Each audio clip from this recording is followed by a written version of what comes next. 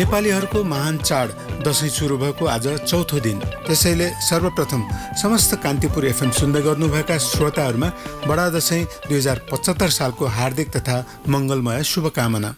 नेपाल विज्ञान तथा प्रविधि प्रज्ञा प्रतिष्ठान नास्टद्वारा सञ्चालित रेडियो राष्ट्रको रेडियो कान्तिपुरबाट प्रसारण हुने यो विज्ञान प्रविधि रेडियो कार्यक्रम तपाईहरूले हरेक हप्ता शनिबार बिहान यसै समयमा अर्थात् बिहान 7 बजेदेखि 7:30 बजेसम्म सुन्न सक्नुहुन्छ।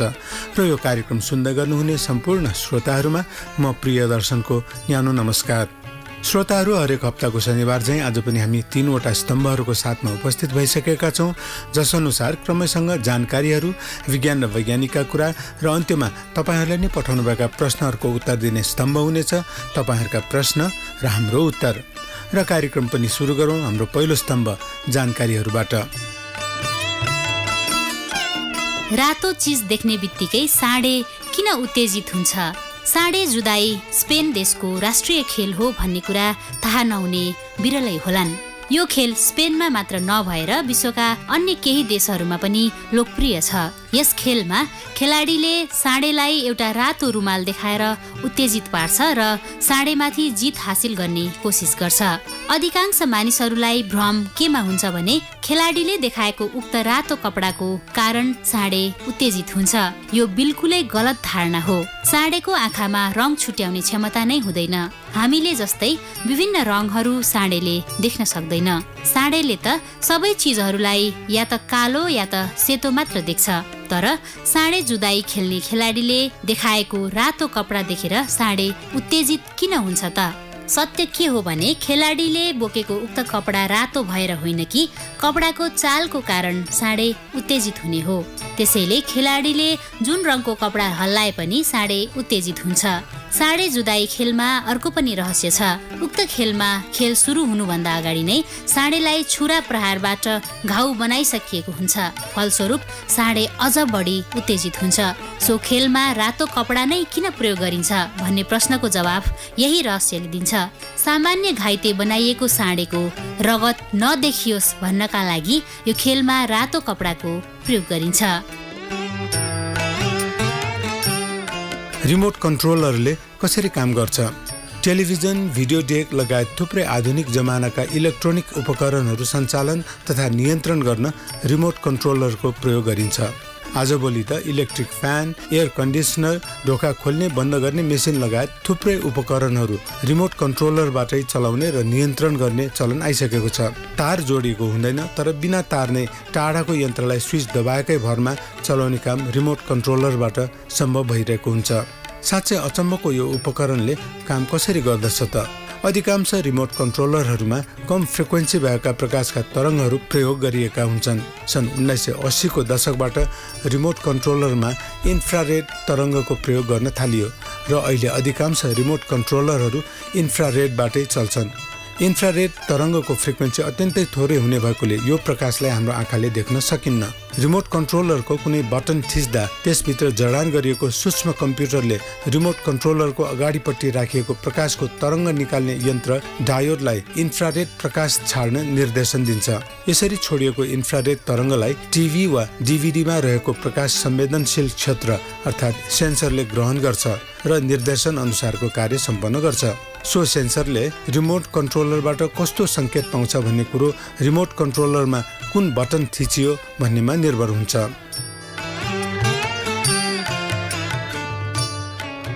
यी जानकारीहरूपछि अब पालो भएको छ विज्ञान र वैज्ञानिकका कुराको। यस स्तम्भमा आज हामीले 2वटा सामग्रीहरू ल्याएका छौँ। हरेक वर्ष अक्टोबर 12 तारिकका दिन मनाइने विश्व दृष्टि दिवसको सन्दर्भ पारेर आँखाको कर्निया सम्बन्धी जानकारी तयार गरेर प्रस्तुत गर्न आउँदै हुनुहुन्छ हाम्रा सहकर्मी लिपिका कर्मचार्य विज्ञान र वैज्ञानिकका कुराको पहिलो सामग्रीका रूपमा। विश्वमा हरेक 5 सेकेन्डमा एक व्यक्ति अन्धो हुने गर्दछ। साथै 4 करोड 50 लाख भन्दा बढी मानिसहरू अन्धोपनको अवस्थामा बाँचिरहेका छन्। त्यसै गरी करिब 13 करोड 50 लाख मानिसहरू अल्पदृष्टि रहेका छन्। यसरी जम्मा 18 करोड मानिसहरू दृष्टि अपाङ्गताबाट पीडित रहेको विश्व स्वास्थ्य संगठन वर्ल्ड हेल्थ अर्गनाइजेसनको तथ्याङ्कले जनाएको छ। त्यसै गरी 90% आँखाका समस्याहरू विकासोन्मुख देशमा रहेका छन्। विश्वभरिको अन्धोपन सम्बन्धी आँकडा केलाउने हो भने नेपालमा अन्धोपनको समस्या गम्भीर रूपमा रहिआएको छ। नेपालमा करिब 6 लाख मानिसहरू दृष्टिविहीनता अथवा अल्पदृष्टिको अवस्थामा रहेका छन्। अझ डरलाग्दो त के छ भने यो संख्या वर्षेनी 20% वृद्धि भइरहेको अनुमान गरिएको छ। कर्नियामा लाग्ने रोगहरूले निम्त्याउने खत अर्थात् दागले पनि एउटा वा दुईवटै आँखामा अन्धोपन ल्याउने गर्दछ र विशेष गरी यो समस्या बच्चाहरू तथा युवाहरूमा बढिरहेको पाइएको छ। विश्वमा मोतीबिन्दु अर्थात् क्याटराक्ट, आँखाको चाप सम्बन्धी रोग, ग्लोकोमा र बुढ्यौलीमा आँखाको पर्दामा हुने खराबीबाट हुने अन्धोपन, एज रिलेटेड म्याकुलर डिजेनरेसन पछि कर्निया सम्बन्धी रोग अर्थात् कर्नियल डिजिजबाट हुने अन्धोपन चौथो प्रमुख कारण हो। कर्निया हाम्रो आँखाको सबैभन्दा बाहिरको भाग हो जसले हाम्रो दृष्टिलाई एकीकृत अर्थात् फोकस गर्न महत्त्वपूर्ण भूमिका खेलेको हुन्छ। आँखालाई छड्केतिरबाट हेर्यो भने कर्निया प्रष्ट देखिन्छ जसलाई आँखाको झ्याल पनि भनिन्छ। यो घडीको सिसा जस्तै पारदर्शी र रङ्गहीन भाग हो। यसको पारदर्शिता नष्ट भएमा दृष्टि पनि नष्ट हुने हुन्छ र व्यक्ति अन्धो हुने हुन्छ। नेपालमा कर्निया सम्बन्धी रोगबाट अन्धोपन हुने विभिन्न कारणहरू छन् जस्तै कुपोषण भन्नाले भिटामिन ए को कमी भन्ने बुझिन्छ। भिटामिन ए को कमी बच्चा तथा गर्भवती महिलामा हुने अन्धोपनको प्रमुख कारण हो। कर्नियामा हुने खत अर्थात् दाग, कृषकहरूले खेतबारीमा काम गर्दा, धान मकै गहुँ आदि चुड्दा अथवा यस्तै काम गर्दा पराल भुस छेस्का छेस्की आदिले कर्नियामा चोट लाग्नाले अन्धोपन निम्त्याउन सक्दछ। परम्परागत उपचार, आँखा पाक्ने लगायत आँखामा अन्य रोग लाग्दा स्थानीय रूपमा गरिने उपचारहरू जस्तै फोहोर पानीले आँखा धुने, मह, माटो, तेल, गाईको गोबर आदि हाल्ने गर्दा पनि कर्नियामा संक्रमण भएर अन्धोपनको शिकार हुने गर्दछ। चोटपटक, घर, खेत, करेसाबारी आदिमा काम गर्दा प्रयोग गरिने तीखो तथा धारिलो उपकरण लगायत अन्य पेशागत कामहरू गर्दा साथै सडक दुर्घटनाबाट आँखामा चोटपटक लाग्न सक्दछ। त्यसै गरी मनोरञ्जनका लागि खेल्ने खेलहरू, चाडपर्व विशेष गरी तिहारमा प्रयोग गरिने पटाका आदिबाट आँखामा हुने चोटपटकले पनि अन्धो हुने हुन्छ। आँखामा चोट लाग्दा हेलचक्राइ गरी समयमा उपचार नगरेमा कहिले निको हुन नसक्ने अन्धो भइन्छ। अपर्याप्त चिकित्सकीय सावधानी, यदि समयमै उपचार गर्न सकियो भने करिब 80% आँखा सम्बन्धी समस्याको समाधान गर्न सकिन्छ। तर नेपालमा चिकित्सकीय सुविधाको साथै बिरामीको लापरवाहीले गर्दा कर्निया सम्बन्धी समस्या दिनानुदिन बढ्ने क्रममा पाइएको छ। आँखाको चोटपटक र कर्निया अन्धोपन अर्थात् कर्नियल ब्लाइन्डनेस नेपालको लागि गम्भीर जनस्वास्थ्य सङ्कटको रूपमा रहिआएको छ। नेपालको अन्धोपन सम्बन्धी राष्ट्रिय सर्वेक्षण अनुसार कर्नियाको चोटपटक तथा अल्सर, अल्पदृष्टि एउटा आँखाले मात्र देख्ने र दृष्टिविहीनता गराउने मोतीबिन्दुपछि दोस्रो प्रमुख कारण हो। तर कर्नियामा चोटपटक तथा अल्सर प्राय एउटा आँखामा मात्र लाग्ने हुनाले यसले अन्धोपन वा दृष्टिविहीनता भन्दा पनि आंशिक वा अल्पदृष्टि गराउने गर्दछ। नेपालको परिप्रेक्ष्यमा अन्धोपन एउटा चिकित्सकीय समस्या मात्र नभएर आर्थिक तथा सामाजिक विकाससँग प्रत्यक्ष जोडिएको हुन्छ।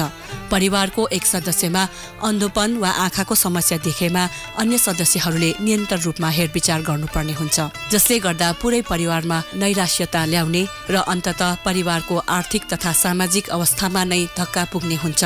अन्धोपनका शिकार भएका व्यक्ति परिवारबाट नै तिरस्कृत हुने पनि देखिएको छ। तसर्थ दृष्टिविहीनता अवस्थालाई न्यूनीकरण गर्न जनस्वास्थ्य कार्यक्रमहरू परिचालन गर्नु एक भरपर्दो उपाय हो, किनभने एक पटक आँखाको कर्नियाको कारणले अन्धोपन भइसकेपछि फेरि उपचार गर्नु कठिन वा असम्भव हुन्छ।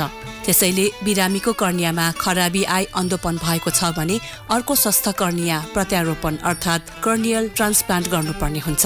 यदि आँखाको कर्नियामा समस्या भई दृष्टि गुमेमा, औषधिले निको हुन नसकेको घाउ निको पार्नु परेमा, कर्नियामा गम्भीर चोट लागेमा कर्निया प्रत्यारोपण गर्ने गरिन्छ।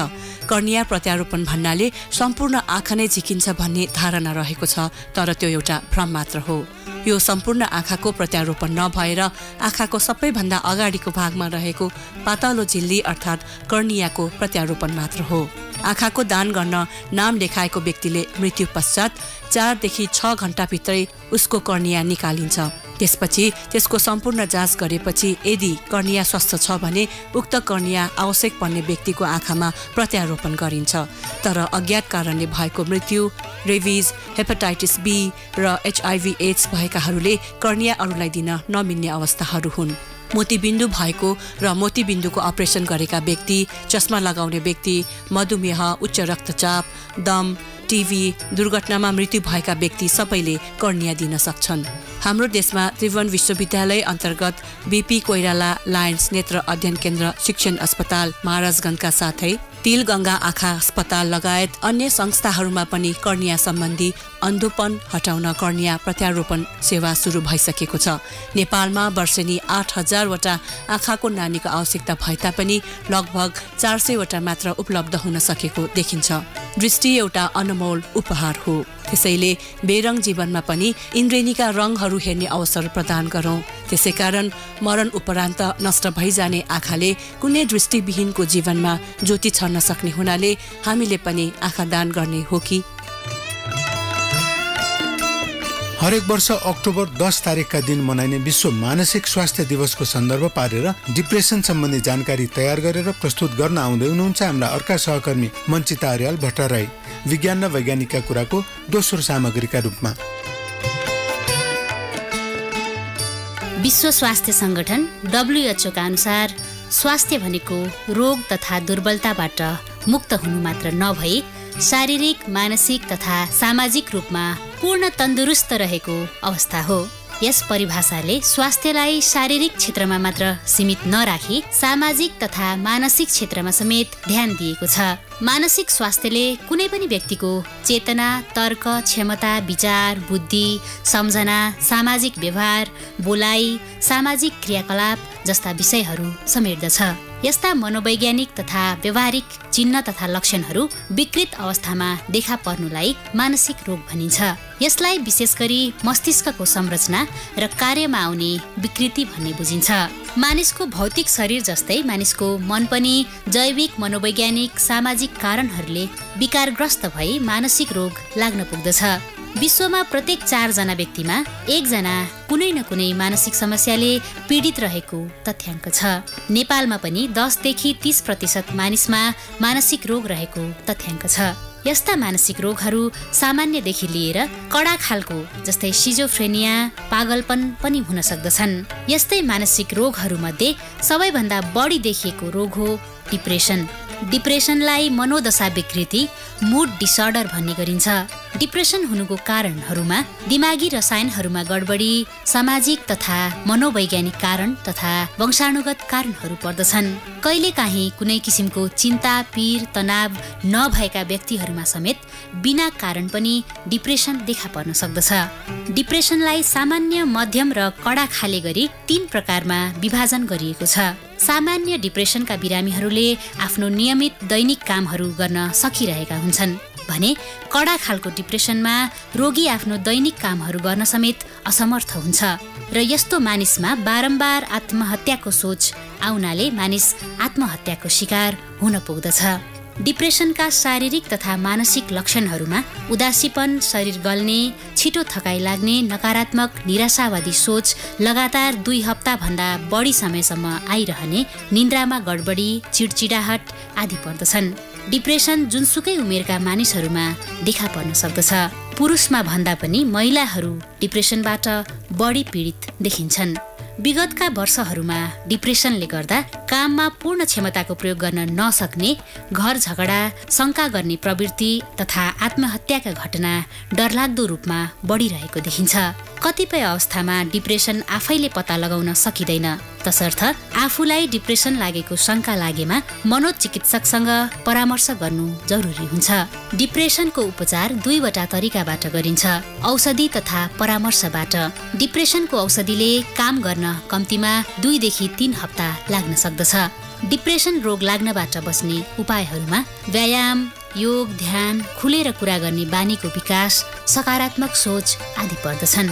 युवा अवस्थामा हुने शारीरिक तथा मानसिक परिवर्तनहरूसँग घुलमिल हुन नसक्दा आजभोलि युवा पिढीहरूमा डिप्रेसन लगायतका मानसिक रोगहरू देखा पर्ने गरेको छ। यही तथ्यलाई ध्यानमा राखी हरेक वर्ष अक्टोबर 10 तारिकका दिन मनाइने विश्व मानसिक स्वास्थ्य दिवसको यस वर्षको नारा young people and mental health in this changing world, परिवर्तनशील विश्वको परिवेशमा युवा युवती र मानसिक स्वास्थ्य राखिएको छ। मानसिक रोगीले आफूलाई एक्लो महसुस गर्ने हुँदा मद्दत लिन सकिरहेका हुँदैनन्। तसर्थ घर परिवार समाजले उनीहरूको कुरा सुनिदिने, हेरचाह गर्ने र मनोरोग चिकित्सककोमा जान प्रेरित गर्नु जरुरी छ। श्रोताहरू, हाम्रो यो कार्यक्रमको अन्तिम स्तम्भ लिएर हामी केही बेरको व्यापारिक विश्रामपछि फेरि उपस्थित हुने नै छौँ। रेडियो राष्ट्रको रेडियो कान्तिपुर सुन्दै गर्नुहोला।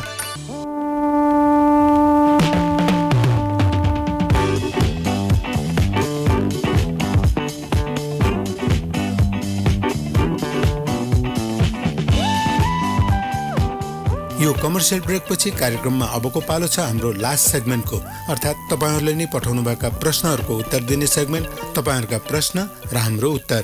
आज तपाईँहरूका प्रश्नहरू लिएर आउँदै हुनुहुन्छ मञ्चिता अर्याल भट्टराई र ती प्रश्नहरूका उत्तर प्रस्तुत गर्दै हुनुहुन्छ लिपिका कर्मचार्य। आजको पहिलो प्रश्न हामीले लिएका छौँ श्रोता कोहिनुर केसीजीको र उहाँको ठेगाना रहेको छ गुन्डु भक्तपुर। उहाँ सोध्नुहुन्छ, हाम्रो शरीरलाई चाहिने भिटामिनहरू मध्येको भिटामिन B12 कस्तो किसिमको भिटामिन हो र यसको कमीले हाम्रो शरीरमा कस्तो असर पार्न सक्दछ? गुन्डु भक्तपुरकी कोहिनुर केसीज्यू, हाम्रो शरीरमा रहेका भिटामिनहरू मुख्यतया 2 किसिमका हुन्छन्। पहिलो, बोसोमा घुल्ने भिटामिनहरू जस्तै भिटामिन A, E, D र K। त्यसै गरी दोस्रो छ पानीमा घुल्ने भिटामिनहरू। यसको उदाहरणको लागि B कम्प्लेक्सलाई लिन सकिन्छ। भिटामिन B कम्प्लेक्स अन्तर्गत vitamin B1, B2, B3, B5, B6, B7, B9 र B12 पर्दछन्। यिनै भिटामिनहरू मध्येको भिटामिन B12 हाम्रो शरीरमा नयाँ DNA अर्थात् deoxyribonucleic acid, red blood cells अर्थात् राता रक्तकोषहरू, प्रोटिन, हर्मोन तथा बोसो तत्त्व आदि निर्माणका लागि अत्यावश्यक हुन्छन्। त्यसै गरी हाम्रा स्नायुहरू स्वस्थ रहने काममा पनि यो भिटामिनले ठूलो सहयोग पुर्याउँदछ। सन् 1948 मा कार्ल फोकर्स नामक वैज्ञानिकले पत्ता लगाएको यो भिटामिन B12 अण्डाको भित्री भाग, माछा, मासु, कलेजो, मृगौला, दूध तथा दूधले बनेका परिकारहरू आदिमा पाइन्छन्। अब कुरा गरौँ भिटामिन B12 को कमीका बारेमा। हालैमा गरिएको एक अध्ययन अनुसार अमेरिका जस्तो विकसित मुलुकका मानिसहरूमा पनि यस भिटामिनको कमी एक आम समस्याका रूपमा रहेको पाइएको छ। यसो हुनको कारण के हो भने यो भिटामिनको कमी खानाको कारणबाट मात्र नभई उमेर, पाचन क्रियामा समस्या आदि अन्य कुराहरूमा पनि भर पर्दछ। विशेष गरी बुढाबुढी तथा गर्भवती महिलामा यसको कमी हुने गर्दछ। शरीरमा भिटामिन B12 को कमी भएमा खाना मन नलाग्ने, छिटो थाक्ने, तौल कम हुने, डिप्रेसन, बिर्सेने आदि सामान्य लक्षणहरू देखा पर्दछन्। यसबाहेक छाला पहेँलो हुने, रक्त अल्पता तथा सन्तुलन गुमाउने आदि पनि हुन सक्दछ। United Nations Centre for Disease Control and प्रिभेन्सनका अनुसार 50 वर्ष उमेर माथिका लगभग 1/3 मानिसहरूमा भिटामिन B12 को कमीले गर्दा एट्रोफिक ग्यास्ट्राइटिस अर्थात् पेटका पत्रहरू पातलिँदै जाने समस्या देखा पर्ने गर्दछ। सामान्यतया एक वृद्ध मानिसलाई प्रत्येक दिन 2.4 माइक्रोग्राम भिटामिन B12 को आवश्यकता पर्दछ भने गर्भवती महिलाहरूलाई 2.8 माइक्रोग्राम चाहिन्छ। यस भिटामिनको कमीलाई पूरा गर्न क्याप्सुलका रूपमा पनि यसलाई ग्रहण गर्न सकिन्छ र यसले निन्द्रा सम्बन्धी समस्याहरू, मानसिक समस्याहरू, दम, छालाको संक्रमण, गिजा सम्बन्धी रोग आदि थुप्रै रोग निवारणका लागि मद्दत पुर्याउने गर्दछ। भिटामिन B12 लाई पचाउनका लागि हाम्रो शरीरमा पेटमा उत्पन्न हुने अम्ल र पेटमा बन्ने एक प्रकारको प्रोटिनको आवश्यकता पर्दछ। यी दुवै तत्त्वहरूमध्ये कुनै एकको कमी भएमा हाम्रो शरीरले भिटामिन B12 पचाउन सक्दैन र यसको कमी हुन जान्छ। यस्तो शरीरका लागि आवश्यक भिटामिनको कमीका बारेमा बेलैमा थाहा पाई विभिन्न रोग तथा समस्याहरूबाट बचौं र स्वस्थ रहौं। लोपोन्मुख वन्यजन्तु र वनस्पतिको अन्तर्राष्ट्रिय व्यापार अभिसन्धि अर्थात् साइटिस भनेको के हो र यसले के काम गर्छ भन्ने जिज्ञासा राख्नुभएको छ श्रोता शिशिर रञ्जित कारले र उहाँको ठेगाना रहेको छ मलेखु धादिङका शिशिर रञ्जित कारज्यू लोपोन्मुख वन्यजन्तु र वनस्पतिको अन्तर्राष्ट्रिय व्यापार अभिसन्धि अर्थात् convention on international trade in endangered species of wild fauna and flora एक बहुपक्षीय सन्धि हो। यसको मुख्य काम खतराको सूचीमा परेका वन्यजन्तुहरू र वनस्पतिहरूको संरक्षण गर्नु हो। अन्तर्राष्ट्रिय व्यापारको कारणले गर्दा वन्यजन्तु र वनस्पतिको बाँच्ने अवस्थामा संकट आएको कुरा निश्चित पार्ने उद्देश्यले सन् 1973 साल मार्च 3 तारिखका दिन अमेरिकाको वाशिंगटन डीसीमा 80 देशहरू मिलेर यस सन्धिको कार्यपत्र पारित गरेका थिए। त्यसैले यस सन्धिलाई वाशिंगटन अभिसन्धि पनि भनिन्छ। सन् 1975 जुलाई 1 तारिखका दिनदेखि लागू भएको यो सन्धि सन् 2014 सालसम्ममा 180 देशहरूले यस सन्धिलाई अनुमोदन गरिसकेका छन्। साइटिसको निर्णय लिने निकाय अथवा प्रमुख व्यवस्थापकीय निकाय कन्फरेन्स अन द पार्टिज अर्थात् सरकारवालाहरूको सम्मेलन र सबै सदस्य राष्ट्रहरू हुन्। यिनै निकायले अत्याधिक उपयोग गरेर खतरामा परेका वन्यजन्तु र वनस्पतिका प्रजातिहरूको विभिन्न राष्ट्रहरूबीच आयात, निर्यात, पुनर्निर्यात र यी प्रजातिहरू कुनै ठाउँमा स्थापना गर्न परेमा एक अधिकार प्राप्त अनुमति पत्र दिइने प्रणालीको व्यवस्था गरेको छ। खतरा र लोपोन्मुख हुने अवस्था मूल्याङ्कन गरी वन्यजन्तु र वनस्पतिहरूको अथाह सागरबाट छनौट गरिएका प्रजातिहरूलाई 3 वटा सूचीहरूमा वर्गीकरण गरिएको छ। साइटिस अनुसार सूची 1 मा विश्वको लगभग 1200 प्रकारका प्रजातिहरू सूचीकृत छन्। यस सूचीमा यस्ता प्रजातिहरू पर्दछन् जुन अत्यधिक व्यापारिक प्रयोजनमा प्रयोग गरेर वा उपयोग गरेर संकटमा परिसकेको साथै लोप हुने क्रममा छन्। यस समूहमा सूचीकृत प्रजातिहरूको फाइदामूलक व्यापार गर्न गैर कानुनी छ। सूची 2 विश्वको लगभग 21,000 प्रजातिहरू यस सूचीमा राखिएको छ जुन संकटकालीन अवस्थामा पुगिसकेका छन् तर लोप हुने अवस्थामा भने पुगिसकेको छैन। यदि यस सूचीका प्रजातिहरूको व्यापारिक कार्यमा नियन्त्रण गरिएन भने यी प्रजातिहरू पनि लोप हुने अवस्थामा पुग्छन्। यस सूचीका प्रजातिहरूको व्यापार विरुद्ध कडा नियम बनाइएको छ। यस समूहका प्रजातिहरूको व्यापारले गर्दा निर्यात स्वीकृत र पुनर्निर्यातको प्रमाणपत्र लिनुपर्ने व्यवस्था गराइएको छ।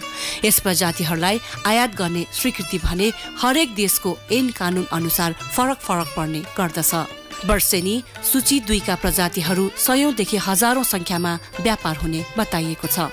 यदि सूची 1 मा सूचीकृत प्रजातिहरूको कृत्रिम तरिकाले अर्थात् क्याप्टिभ ब्रिदिङ एन्ड कल्टिभेसन प्रजनन गरियो भने ती प्रजातिहरूलाई सूची 2 मा राखिने गरिन्छ। सूची 3 विश्वको लगभग 170 प्रजातिहरू यस सूचीमा राखिएको पाइन्छ। यदि कमसे कम एक राष्ट्रले साइटिसको सरोकारवालाहरूलाई कुनै वन्यजन्तु वा वनस्पतिको प्रजातिहरू व्यापारको कारणले खतरामा परि संरक्षण गर्नुपर्ने जानकारी गराएमा त्यस्ता प्रजाति सूची 3 मा सूचीकृत गरी प्रमाणपत्र दिने व्यवस्था गरिएको छ। नेपालले साइटिसको सन्धिमा सन् 1973 मा नै हस्ताक्षर गरिसकेको र साइटिस अनुसार नेपालका 15 वनस्पति 58 स्तनधारी जनावर 40 पंक्षी 13 घस्रिने जनावर 1 उभयचर र 2 वटा किराहरू विभिन्न सूचीमा अंकित गरिएको छ। बाँके नेपालगञ्जबाट श्रोता शिरीष शर्मा सोध्नुहुन्छ हेमोग्लोबिन भनेको के हो? शिरीष शर्माज्यू, हेमोग्लोबिन र मायोग्लोबिन हालसम्म सबैभन्दा बढी अध्ययन भएका र बढी जानकारी भएका प्रोटिनहरू हुन्। यी प्रोटिनहरू त्रिआयामिक संरचना पत्ता लागेका पहिलो प्रोटिनहरू हुन् जसले जीव रासायनिक कार्य प्रणालीको प्रमुख केन्द्रीय पक्ष अर्थात् प्रोटिनसँग लिगान्डको पुनः आवर्तित संयोजन अर्थात् रिभर्सिबल बाइन्डिङलाई राम्ररी उजागर गर्दछ। लिगान्डहरू त्यस्ता तत्त्व वा अणुहरू हुन् जुन केन्द्रीय परमाणुको वरिपरि संयोजित भई एक जटिल संरचना बनाउन सक्दछ जुन प्राय धातुगत आयोनहरू हुन्छन्। अक्सिजन, पानी जस्ता तरलहरूमा राम्ररी नघुल्ने हुन्छन्। अक्सिजनको पानीमा घुल्न सक्ने क्षमता केवल 0.035 ग्राम प्रति लिटर मात्र छ, जुन निकै नै कम घुलनशील हो। यही कारणले गर्दा रगतको सिरममा मात्र सामान्य रूपमा घुलिएको अक्सिजन पुग्दो मात्रामा तन्तुहरूमा पुग्न सक्दैनन्। शरीरको संरचना जटिल भएको मानिस तथा अन्य बहुकोषीय पशुहरूको उत्पत्ति अक्सिजन भण्डारण गर्ने तथा तन्तुहरूसम्म ढुवानी गर्न सक्ने प्रोटिनको विकास बिना सम्भव थिएन। तर प्रोटिनको छेउछाउमा हुने कुनै पनि अमिनो अम्लहरूले अक्सिजनसँग पुनः आवर्तित संयोजन गर्न सक्दैन। यो भूमिका निश्चित संक्रमण धातुहरूले निभाउँदछन्, जसमध्ये फलाम तथा तामामा यो गुण अलि बढी हुन्छ, किनभने यी धातुहरू अक्सिजनसँग राम्ररी बाँधिन सक्दछन्। तर स्वतन्त्र रूपमा रहेका आयोनहरूले हाइड्रोक्सिल रेडिकल जस्ता अति सक्रिय अक्सिजन तत्त्वहरू निर्माण गर्न सक्दछन्, जसले वंशानुगत गुण वहन गर्ने DNA तथा अन्य अणुहरूलाई क्षति गर्न सक्दछ। त्यसै कारणले कोषमा प्रयोग हुने फलामहरू कम सक्रिय पार्न अन्य रूपमा संयोजित हुन्छन्। ती बहुकोषीय जीवहरू जसमा फलामलाई अक्सिजन भण्डारण गर्ने वा तन्तुहरूमा ढुवानी गर्ने तत्त्वको रूपमा लिइन्छ। फलामलाई हेमोग्लोबिन प्रोटिनको हेम नामक यौगिकसँग गाभिएको हुन्छ, जसले हेमोग्लोबिनको कार्यप्रणालीमा सहयोग पुर्याउँदछ। हेमग्लोबिन प्रोटिनसँग सधैँ गाभिएको अवस्थामा रहने हुनाले यसलाई प्रोस्थेटिक समूह पनि भनिन्छ। हवस् त आजलाई कार्यक्रम पनि यति नै र रेडियो राष्ट्रको रेडियो कान्तिपुर मार्फत प्रसारण हुने यो कार्यक्रम लिएर हामी अर्को शनिबार बिहान 7 बजे फेरि उपस्थित हुने नै छौँ। तबसम्मको लागि नास्टका सम्पूर्ण रेडियो कार्यक्रम युनिट बिदा माग्दछौँ र बिदा हुनु अघि सम्पूर्ण श्रोताहरूमा बडा दशैं 2075 सालको हार्दिक तथा मङ्गलमय शुभकामना पुनः एकपटक